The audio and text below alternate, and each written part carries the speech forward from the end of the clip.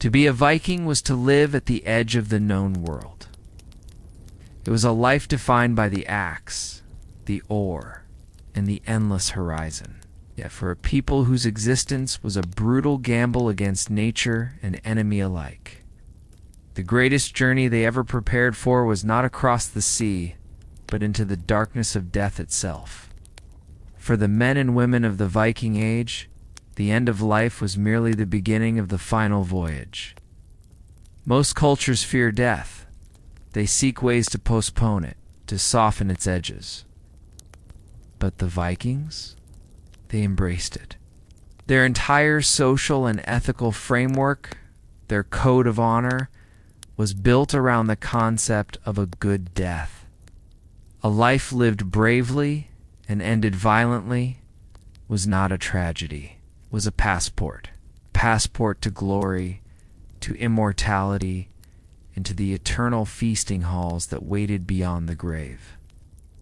The Norse cosmos was vast, spanning 9 interconnected realms, and the destination of the departed soul was determined not by piety or virtue, but by status and circumstance. For the high-status warrior, the one who died bravely in battle, the reward was Valhalla, the majestic hall ruled by Odin. Here the Einherjar, the chosen fallen, would spend their eternal days fighting and their nights feasting on the meat of the Borisrimner and drinking mead from the Goathe-Rin. This was the ultimate retirement plan, a life of endless, glorious preparation for Ragnarok, the twilight of the gods, but Valhalla was not for everyone. For the vast majority of those who died of sickness, old age, or accidents, those whose lives were spent trading or farming rather than radia, different realm awaited. Hell. Ruled by the goddess Hela, this was not the place of eternal fire and brimstone of later Christian concepts.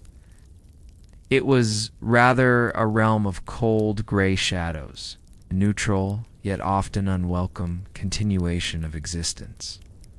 The distinction was everything. Dictated not only how one lived, but critically how one must be buried. The Vikings' greatest fear was not fading away into nothingness, but fading away into insignificance. If your life's efforts were to matter, your status must not perish with your last breath. It had to be physically, tangibly transported with you into the next world. And this fundamental belief is why the Viking burial rites escalated into such elaborate, costly, and sometimes horrifying rituals. When a chieftain, a queen, or a powerful jarl died, the community faced a profound responsibility. They were not just interring a body. They were equipping a king or queen for the afterlife. This meant that the grave became an extension of their worldly power. Every possession, every symbol of rank, every tool needed for their eternal reign had to accompany them. The chieftain's sledges, the queen's wagons, the gold, the silver, the finest imported textiles, and even the unfortunate servants and animals all were gathered for the journey. Archaeology reveals this stark reality. Unlike simple stone-lined graves, the Viking hog, the great burial mound, was an engineered vessel designed to seal a fragment of the earthly world away forever. These mounds were the ultimate declaration of power. This person was so important, they proclaimed, that we spent a season's worth of labor and unimaginable wealth to send them off properly. The longship, the very engine of Viking expansion, became the ultimate status symbol in death. It was the chariot to Valhalla, the eternal horse to the afterlife. Imagine the effort, hauling a fully functional 80-foot warship inland, digging an enormous trench, filling it with the wealth of a kingdom, and then burying it all under tons of earth and stone. This was not grief. This was a political statement. It ensured the continued prestige of the deceased S family and cemented the community's commitment to the warrior ethos. As we peer beneath these ancient mounds, we don't just find relics, we find the blueprint of a civilization obsessed with legacy. The sheer scale of the investment, the elaborate preparations, the feasting, and the horrific sacrifices we will later detail were all dedicated to one singular purpose: ensuring that the fallen leader could command, trade, and feast forever. Their final voyage had to be as impressive as their life. It had to be absolute. And it is the evidence of this terrifyingly absolute commitment that leads us next to the spectacular treasures sealed within the greatest Viking ships ever discovered. The great burial mounds that dotted the Scandinavian landscape were silent testament to the wealth and power of the Viking Age elite.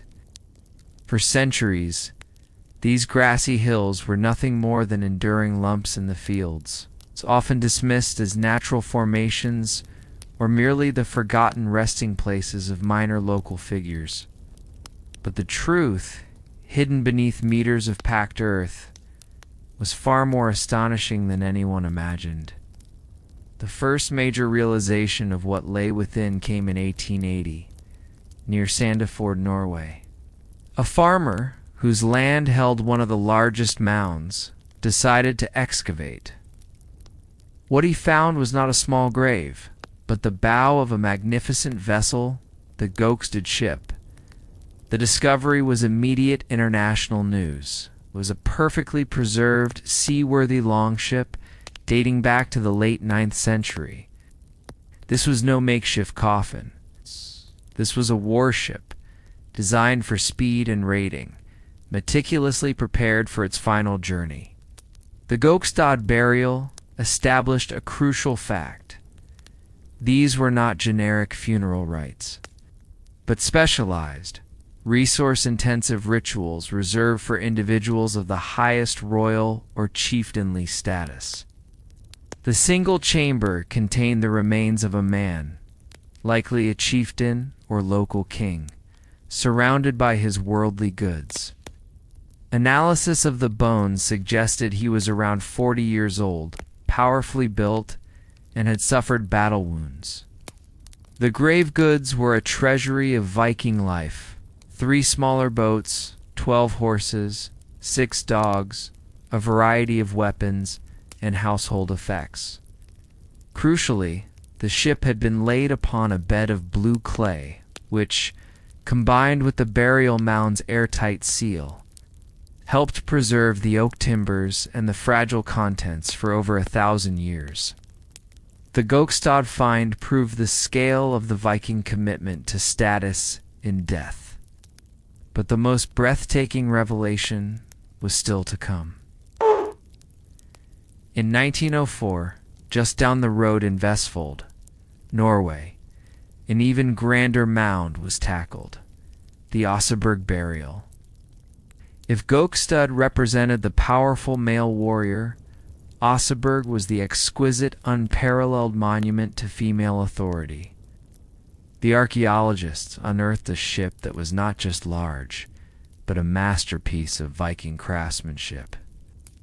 Dating to around 820 AD, the Oseberg ship's timbers were covered in breathtaking, swirling, interlocked animal ornamentation, showcasing an artistic sophistication that challenged popular images of the barbaric Viking. The wealth of the Oseberg grave was staggering. It contained not 1 but 2 female skeletons, likely a high-status queen or priestess and her attendant. The central burial chamber was a treasure trove of domestic and ritual objects, requiring massive resources to assemble. We know this because of the sheer quantity and quality of the textiles. The detailed sledges, the 4 ornate wagons, which remain some of the finest examples of Viking woodworking art, the numerous kitchen utensils, and even a fully equipped loom. The immense resources required for the Oseberg funeral underscore the absolute power of the deceased. Consider the logistics. Building a custom ship gathering hundreds of bolts of fabric, including imported silk, sacrificing 15 horses for dogs and 2 oxen, and then organizing the labor force necessary to haul the ship its contents and the thousands of tons of earth for the mound.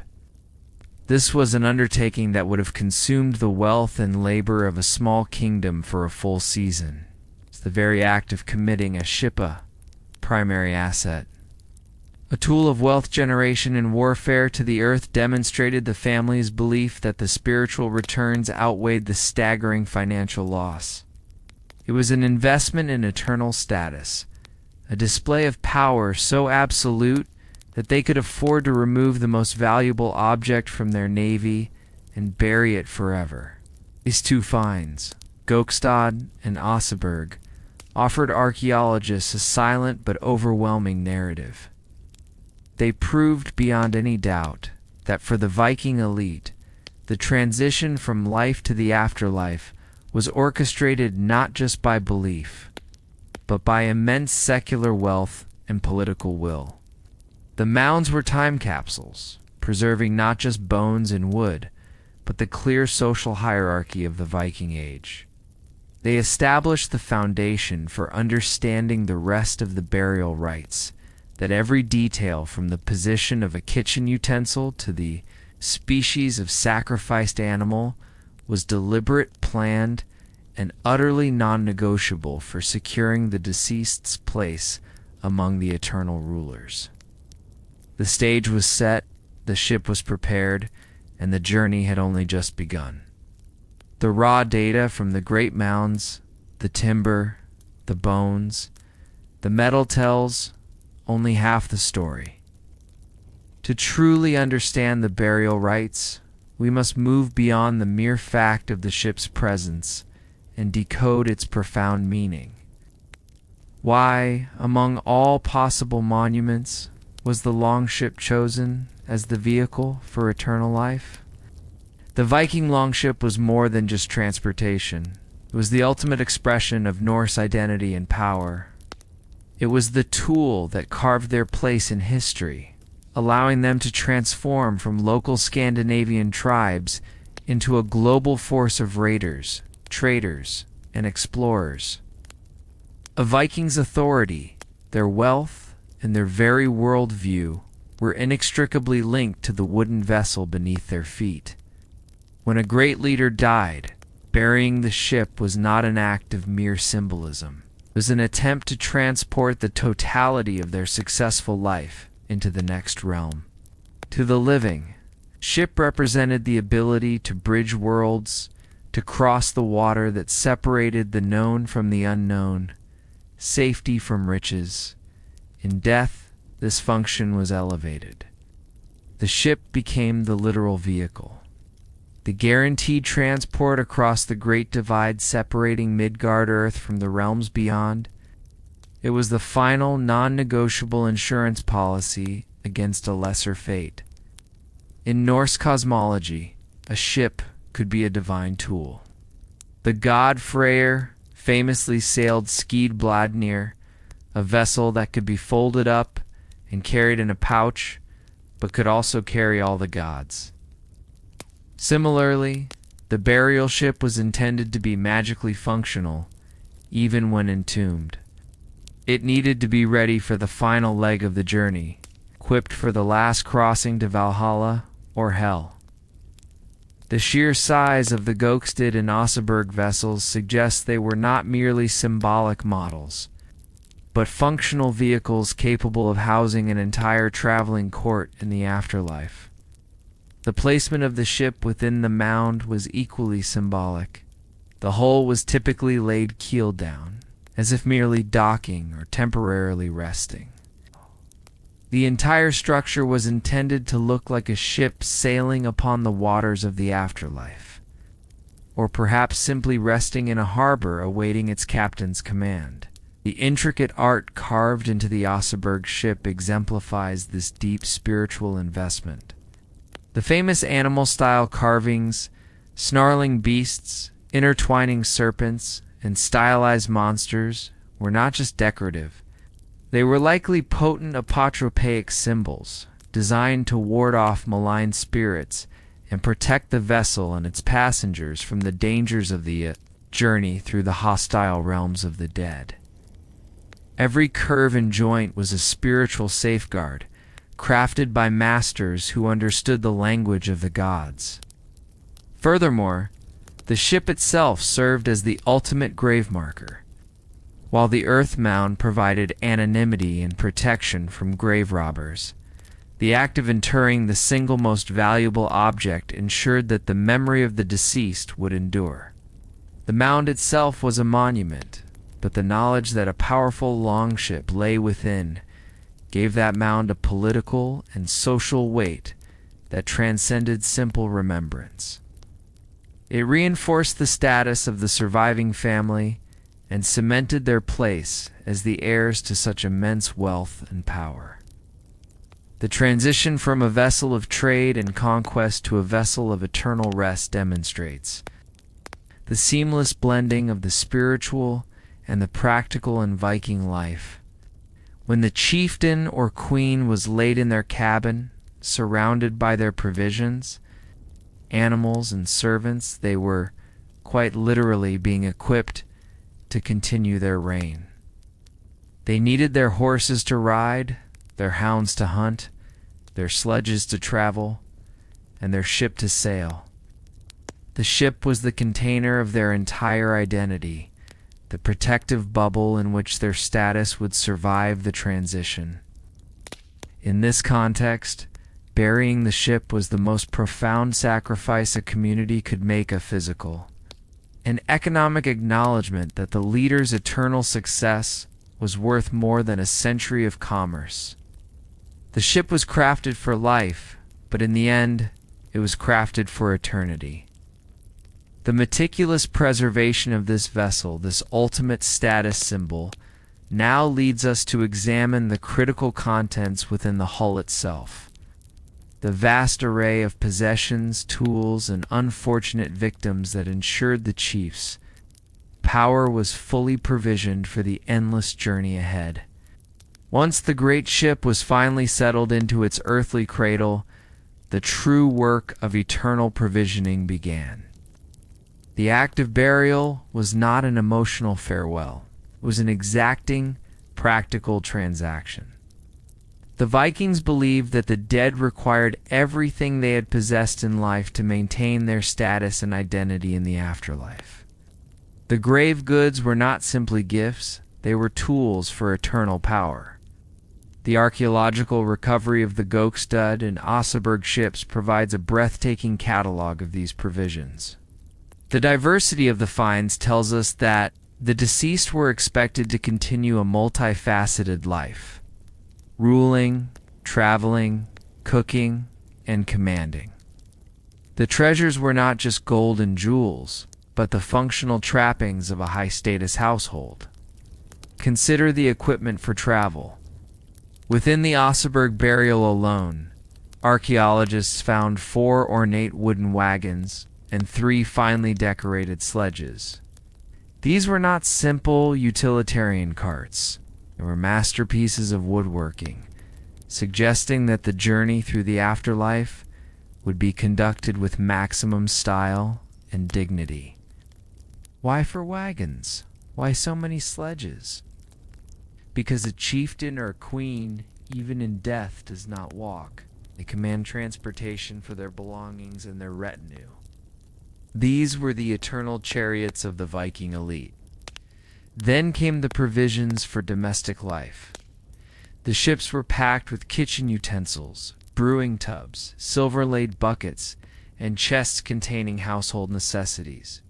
This suggests the afterlife was not solely a spiritual realm of mist and shadow, but a physical place requiring physical sustenance and comfort. The food itself, for what little remained of it, was placed for consumption.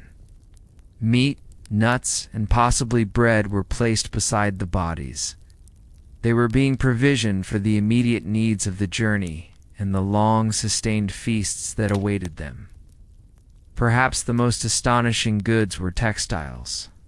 Buried within the damp clay for over 1,000 years, fragile scraps of fabric were recovered from Oseberg, including fragments of silk imported from the Byzantine Empire or Persia. Silk was the ultimate status symbol, representing vast trade networks and colossal wealth.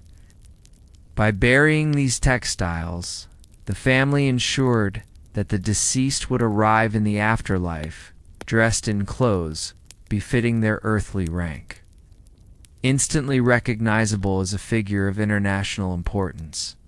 The inclusion of weapons and armor in the male burials, such as the chieftain in Gokstad, reinforced the warrior identity. Swords, shields, and spearheads were essential tools for the Einherj, destined for Valhalla. The equipment symbolized his continuous readiness for battle, maintaining his membership in Odin's eternal army. But the provisions were not limited to inanimate objects. The most poignant and often disturbing discoveries were the sacrificed animals. The Gokstad ship was accompanied by 12 horses, 6 dogs, and a number of falcons, while Oseberg contained 15 horses, 4 dogs, and 2 oxen. The horses were necessary for riding and hauling the wagons and sledges. The dogs, the loyal companions, were presumably included to hunt and provide security. These sacrifices demonstrated the dead leader's continued mastery over the animal kingdom and ensured they had an immediate, fully functional household and means of transport upon arrival. In short, the grave goods were a calculated effort to replicate the chieftain's entire world in miniature. They were insurance against anonymity and poverty in the next life. If a Viking was buried poorly, it was believed they would arrive in the afterlife weak, dependent, and low-ranking. But if they were sent off with a full retinue of possessions and sacrifices, their power structure, their wealth, and their command were immediately reinstated. The final message sealed beneath the mound was clear: the dead king remains a king, and the dead queen a queen. This elaborate material preparation for the afterlife now brings us to the most difficult and complex aspect of the Viking burial rites, the human element. While the silent archaeological finds hint at attendance, only a rare, preserved written document gives us a vivid, shocking account of the human sacrifices made to complete these ultimate provisions for power. The great ship burials of Scandinavia, Gokstad and Osebergofurus, the silent truth, the profound material commitment of the Vikings to their dead. They give us the what and the how, much of the ritual. But they remain mute on the critical question of the how, the live, dynamic human action, the chance, the fear, and the shocking brutality of the sacrifice itself. For that horrifying level of detail, we must travel nearly 3,000 miles east. And a century later, from the quiet fjords of Norway to the bustling, often chaotic trade routes along the Volga River, our guide is an unlikely one: Ahmad ibn Fadlan. Ibn Fadlan was a 10th century Arab diplomat, a scribe and emissary for the powerful Abbasid Caliph in Baghdad. In 921 AD, he was tasked with leading a delegation north, across the Great Steppes to the king of the Bulgars on the Volga. His mission was one of politics and conversion, intended to strengthen Islam's influence in the region. Along this incredible journey, chronicled in his travelogue known as the Risala, or treatise, he recorded his observations of the countless peoples he encountered. Most of Fadlan's descriptions focus on the expected, the rituals of prayer, the tax disputes, and the geography of the rivers. But among these entries is a unique, astonishing cultural snapshot of a people he identified as the Ressia, the Russ, or Eastern Vikings, who had settled and were trading furs and slaves along the Volga. The Rizala is an invaluable, singular document. It is the only known eyewitness account of a Viking burial ritual performed outside of Christian influence. It's unlike the archaeological evidence, which is always fragmented and open to interpretation. Fadlan's text is immediate, visceral, and horrifyingly complete. He saw the preparations, the participants, the chilling sequence of events, and the final fiery conclusion with his own eyes. Fadlan was clearly repulsed by the Russ. He described them as tall as date palms, filthy, covered in tattoos from finger to neck, and prone to public displays of crude behavior. He notes their constant, often drunken revelry, their powerful trading ships, and their strange communal life. Is this cultural distance, the shock and moral outrage of the sophisticated, highly literate Abbasid diplomat that makes his account so meticulous and reliable? He was not trying to glorify the Vikings. He was trying to record a spectacle of absolute pagan barbarism for his caliph. The core of his chilling account begins with the death of a Russ chieftain on the banks of the river. The chieftain was temporarily buried while his wealth was gathered. Fadlan noted the immediate chilling selection that followed. A young, enslaved woman was asked if she wished to follow her master into the next world. Crucially, she said yes. This moment marks the terrifying transition from the quiet history of archaeology to the loud, gruesome reality of the ritual. The immense inert wealth of the Oseberg grave suddenly gains context. We now understand that the vast provisions were not just material, but often human. The discovery of the second female skeleton in the Oseberg ship, long considered an attendant or sacrifice, is suddenly given a historical voice by Fadlan's pen. Over the next 10 days, as the chieftain's ship was prepared, and the feasting grew louder, the slave girl was transformed from chattel into a figure of high ritual importance. She was treated with honor, dressed in fine clothes, and plied with intoxicating drinks. She was a celebrity, destined for a terrible, divine fate. Ibn Fadlan's narrative leaves no room for abstraction. It is a blow-by-blow, clinical record of a planned ceremonial murder performed in front of a cheering, drunken crowd. It is a window into a belief system, so absolute that the value of one life was secondary to the status of another in the eternal realm.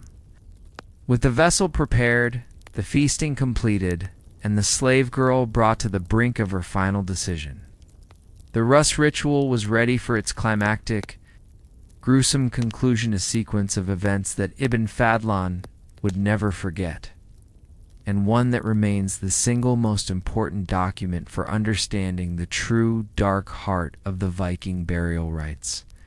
The moment the Russ chieftain breathed his last breath, the chaotic yet meticulous 10-day ritual commenced. As witnessed by the appalled Abbasid diplomat Ahmad ibn Fadlan, this was not a quiet period of mourning, but an intense, alcohol-fueled burst of activity designed to celebrate, prepare, and ultimately provision the dead leader. The first step was highly practical. The deceased chieftain was temporarily interred. A grave was dug at the riverbank, and the body was laid to rest, covered with a roof of wood. But this was merely a holding stage. The true funeral could not begin until two conditions were met: the completion of the ship and the gathering of the necessary wealth. The chieftain's possessions, his luxurious garments, his weapons, and his gold were immediately collected. Meanwhile, the community dedicated itself to a period of intense revelry. This was the hallmark of the Russ funeral, a continuous 10-day feast of drinking, singing, and sexual license. Fadlan, a man of strict Islamic principles, was aghast. He observed that many of the Russ drank a fermented barley beer every day, consuming enormous quantities in honor of the dead man. The noise, the drunkenness, and the public displays served a critical purpose. They were affirming the chieftain's status and ensuring the gods recognized the importance of the send-off. The greater the feast, the greater the man. Amidst the noise and the drinking, a solemn and terrifying selection took place. One of the chieftain's enslaved women was approached and asked, "Would you die with him?" Fadlan records that when this woman agreed, she immediately took on an elevated, chilling new status. She was no longer just property.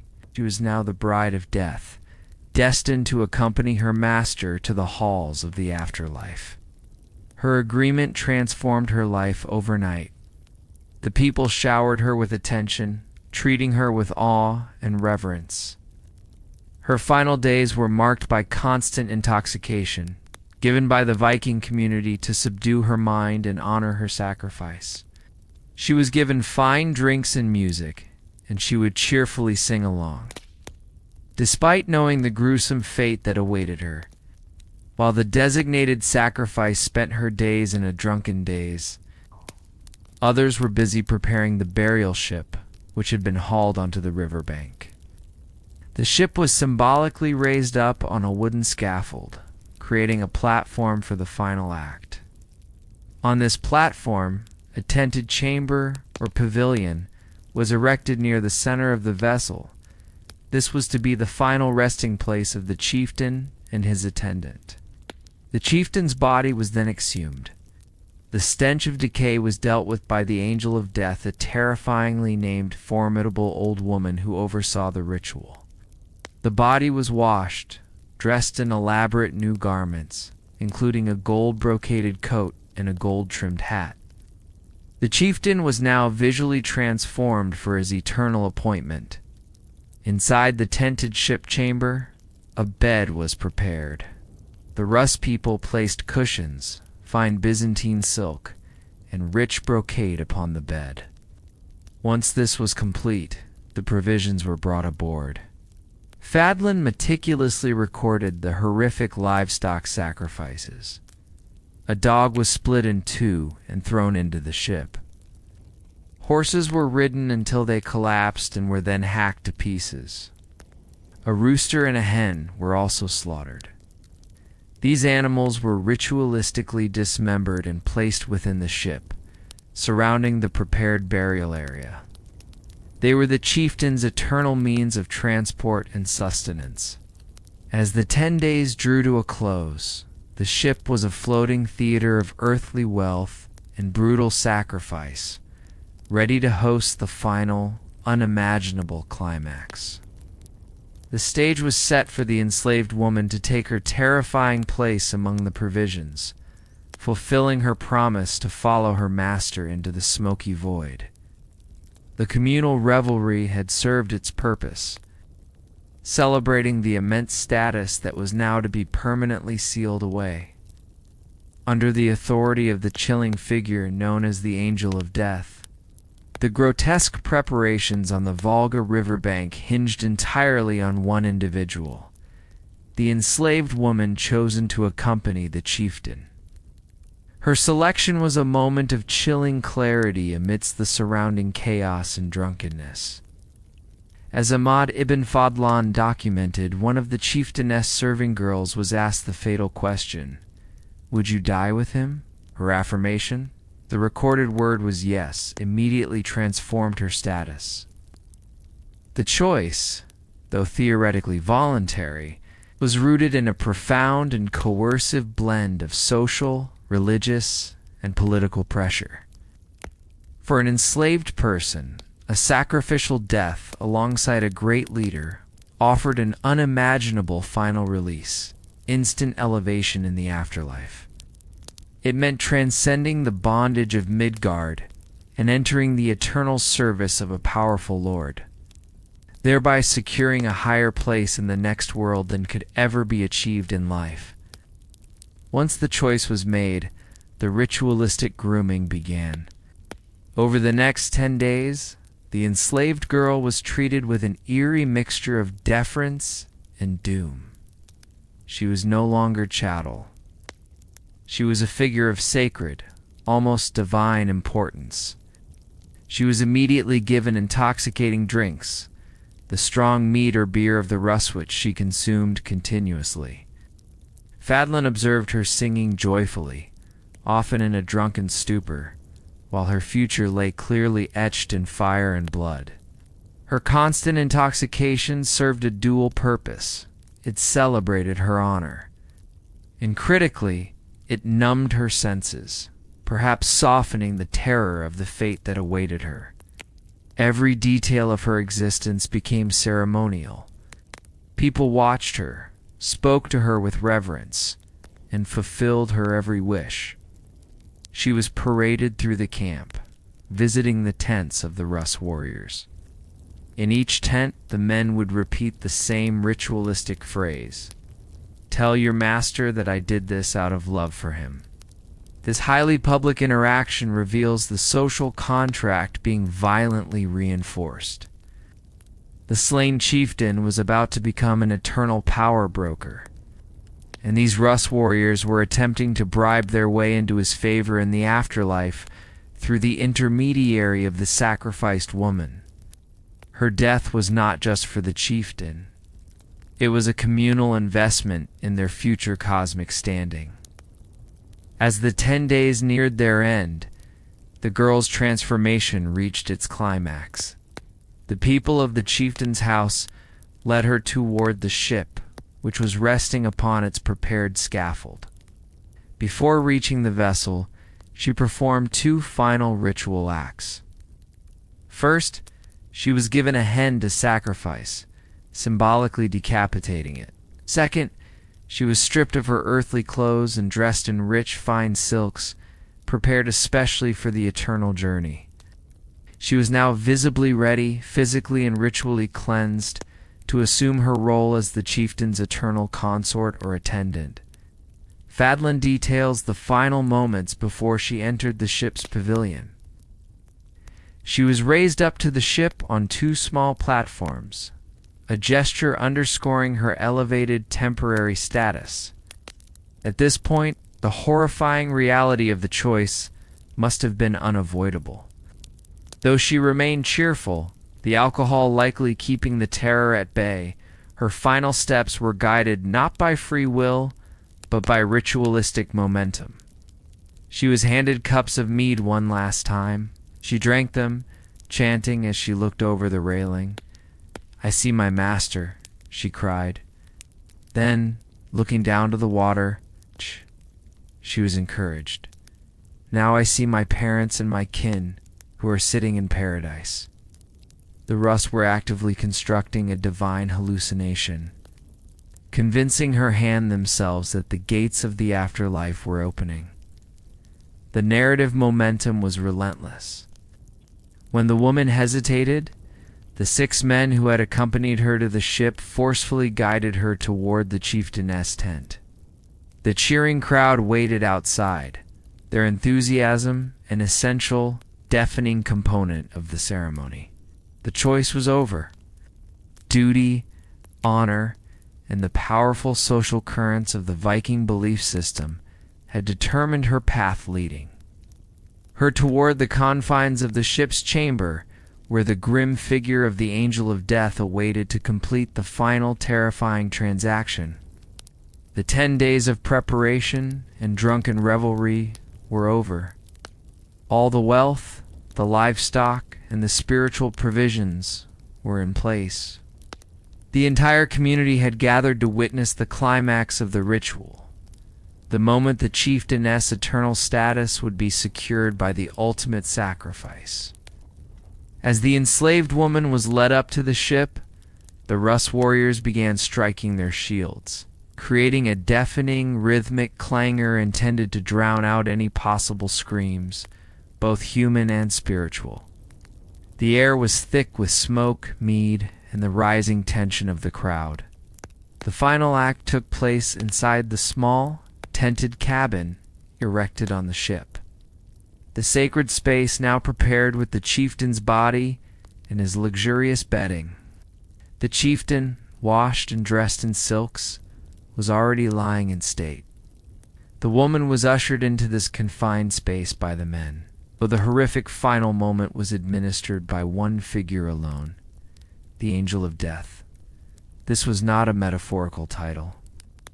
The Angel of Death, as described by Fadlan, was an imposing, formidable old woman who was clearly a high-ranking authority figure in the ritual. She was responsible for the management of the sacrifices, ensuring the ritual's purity, and ultimately performing the murder itself. It was her cold, meticulous efficiency that gave the ceremony its chilling finality. Inside the cabin, the woman was forced to partake in one last ritualistic consumption of intoxicating mead. Her head was held back, and as she finished the drink, the Russ men chanted, "Take this, for you will meet your master." Now the ritual accelerated into brutality. The woman was laid down upon the bed beside her dead master. Two men immediately seized her by the ankles and wrists, holding her fast.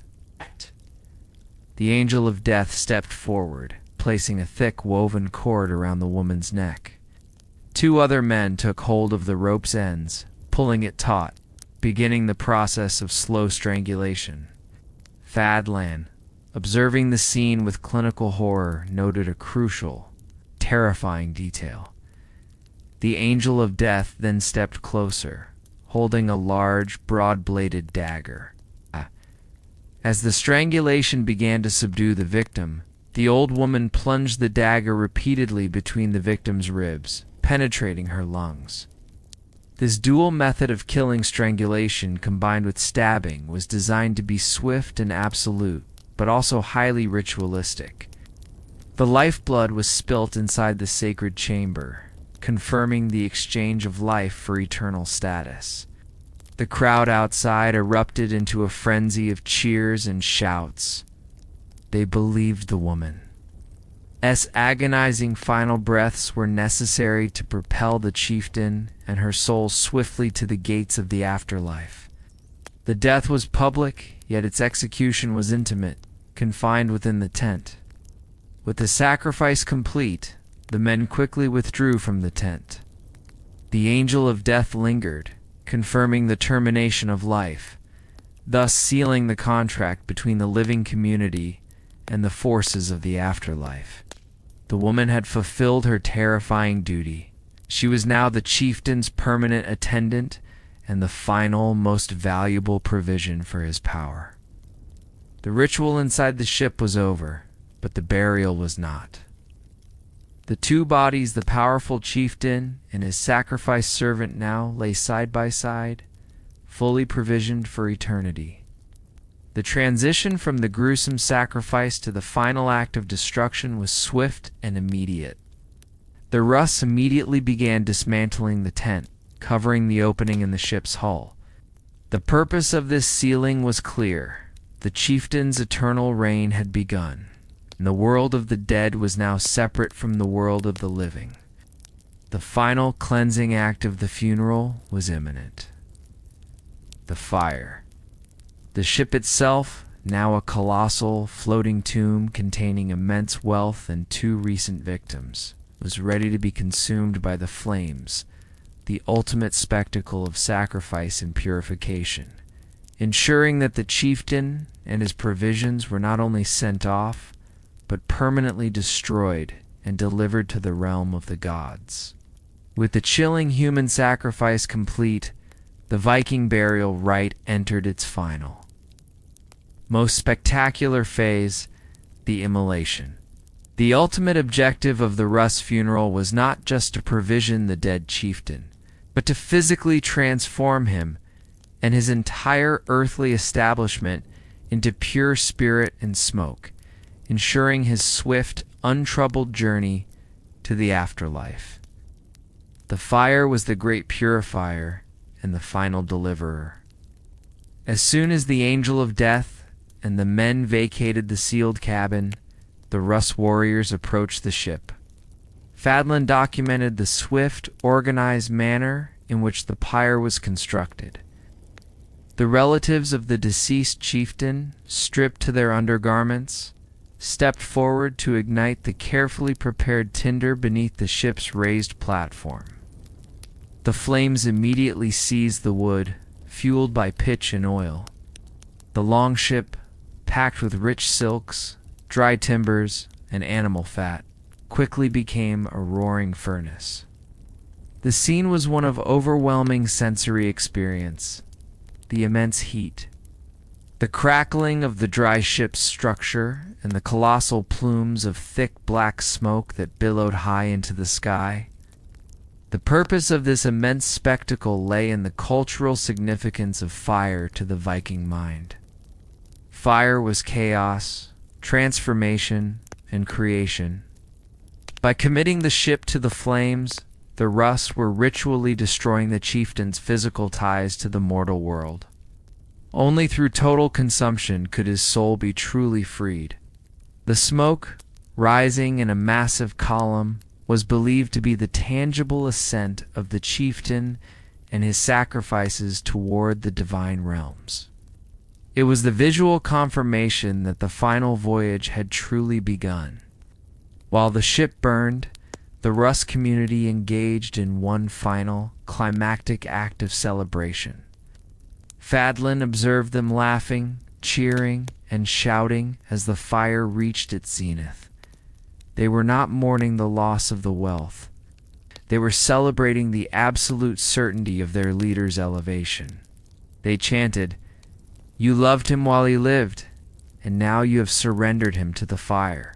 You have sent him to paradise, and he has entered it." The cremation served a practical purpose, too. It was the ultimate deterrent against grave robbers, once reduced to ash and rubble.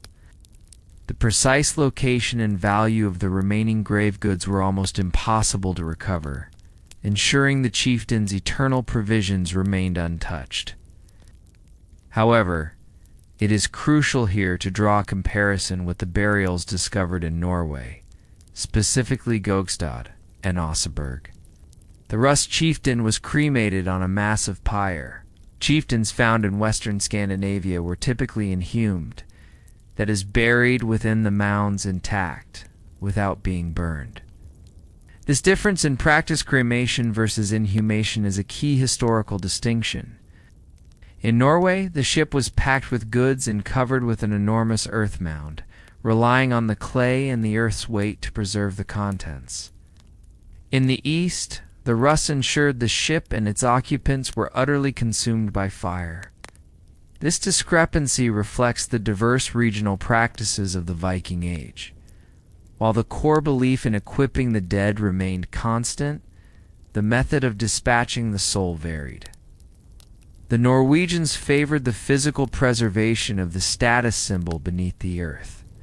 The Russ favored its total annihilation by fire, believing the intense heat was the fastest, most effective way to secure the soul's ascent.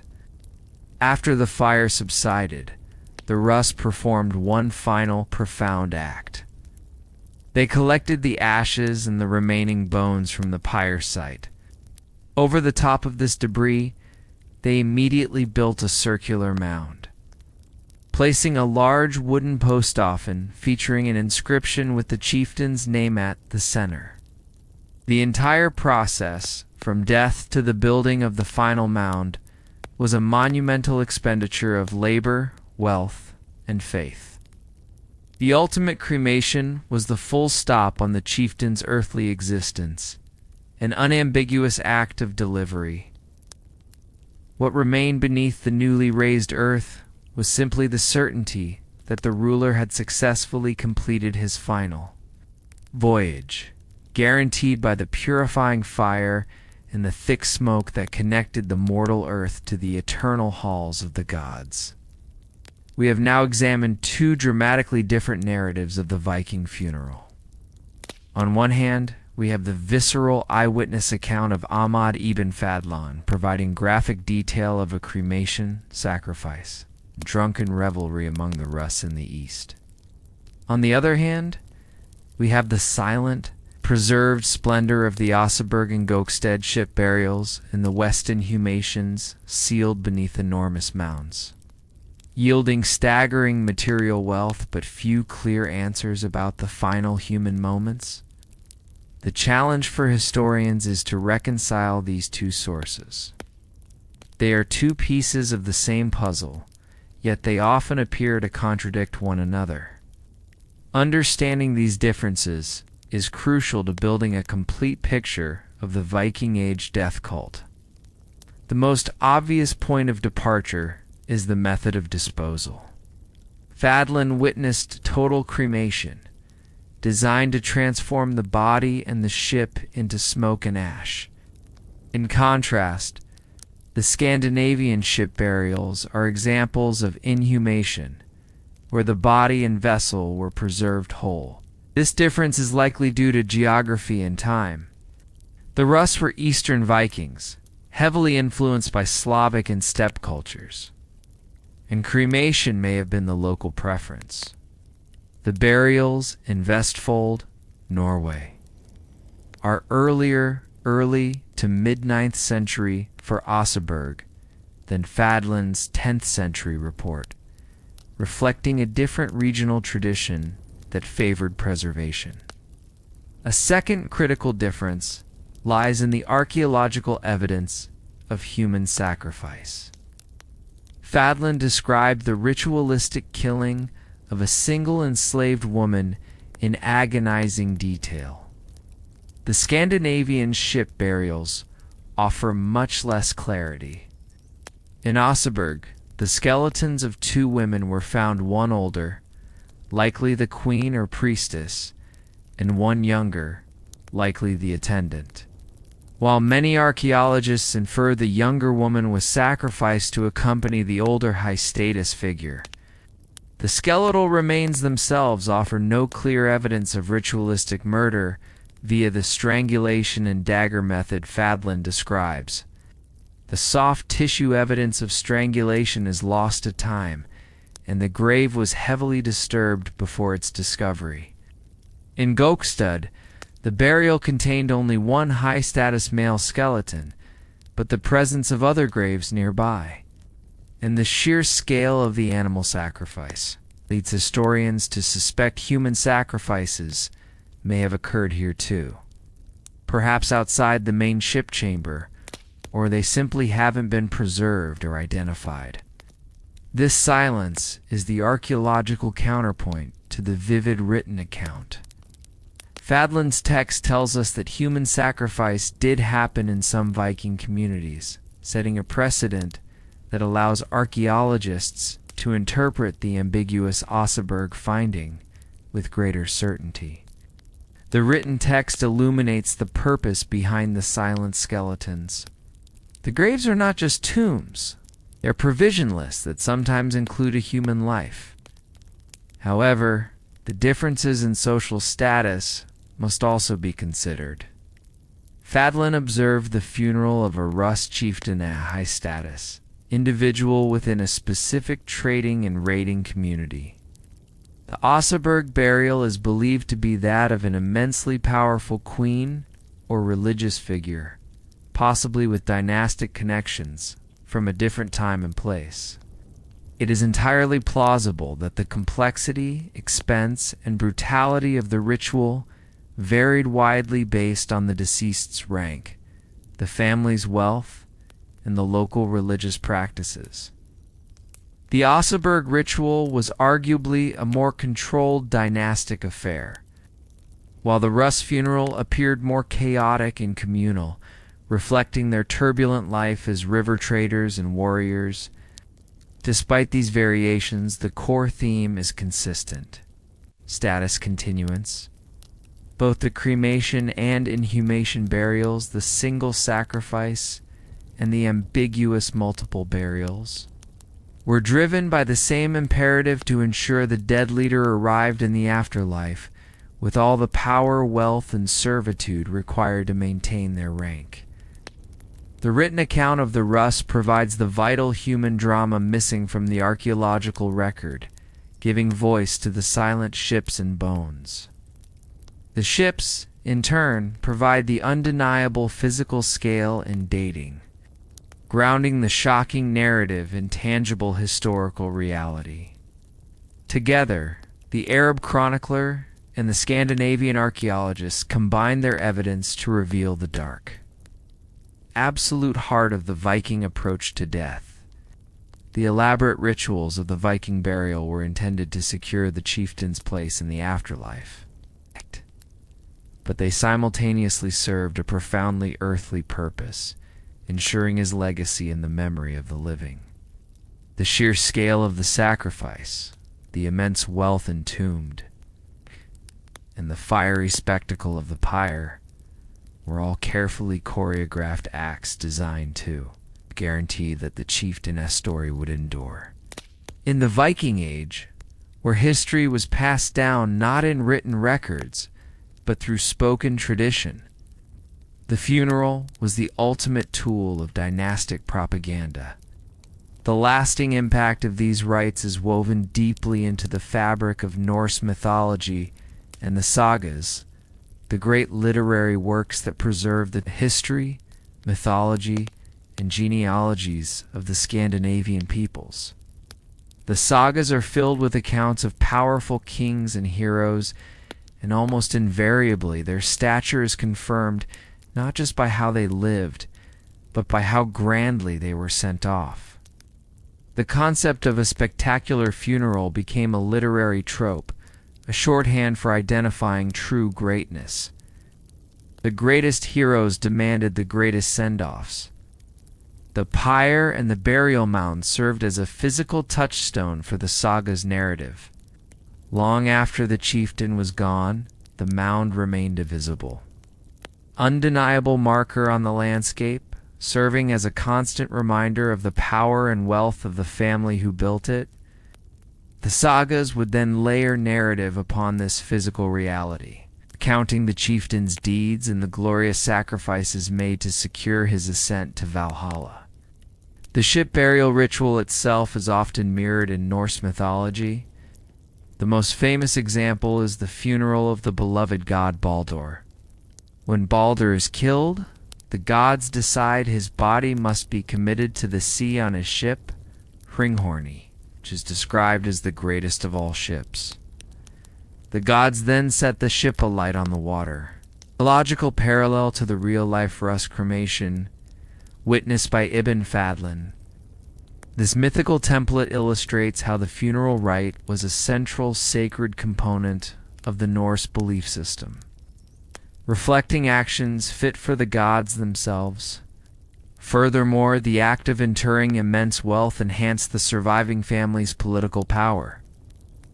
To commit a longship, a season's worth of labor, a fortune in imported goods to the earth, was a display of resources that instilled both awe and fear in rivals. It demonstrated that the family had wealth to burn, literally, and still retained enough power to command respect. This public display ensured the continuity of the surviving heir's authority, solidifying the dynasty's position in the social and political hierarchy.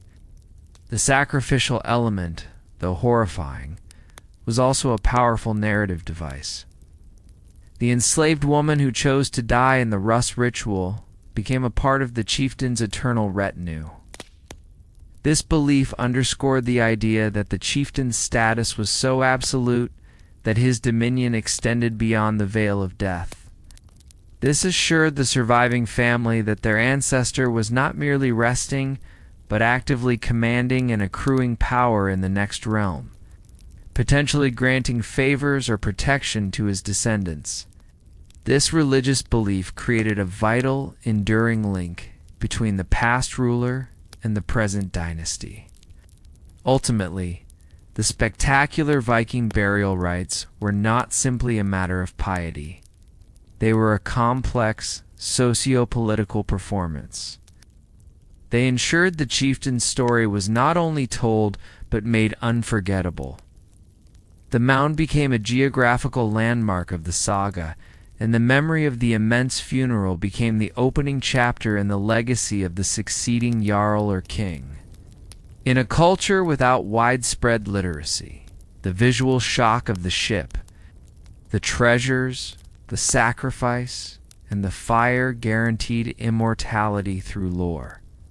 Having meticulously analyzed the historical evidence from the silent ships of the West to the shocking text of the East, we can now turn to a final synthesis, bringing together the wealth, the savagery, and the belief system to construct a modern, comprehensive understanding of these morbid yet magnificent funeral rites.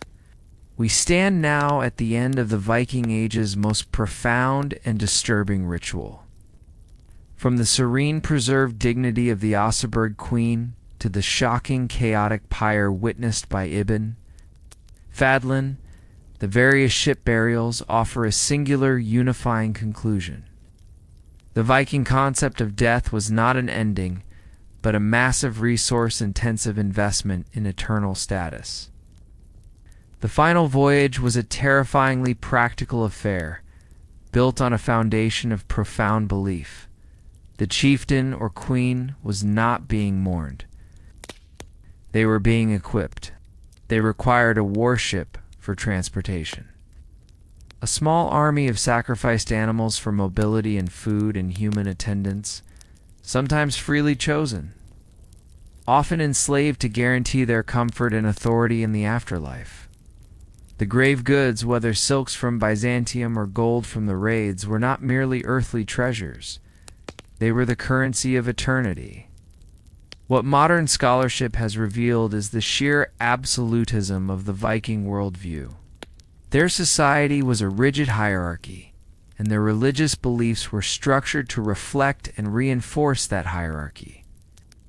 The immense expenditure of wealth, a burial of an entire longship, demonstrated that a powerful ruler's continued status was valued above all material concerns, was a self-fulfilling prophecy to secure the chieftain's place in Valhalla.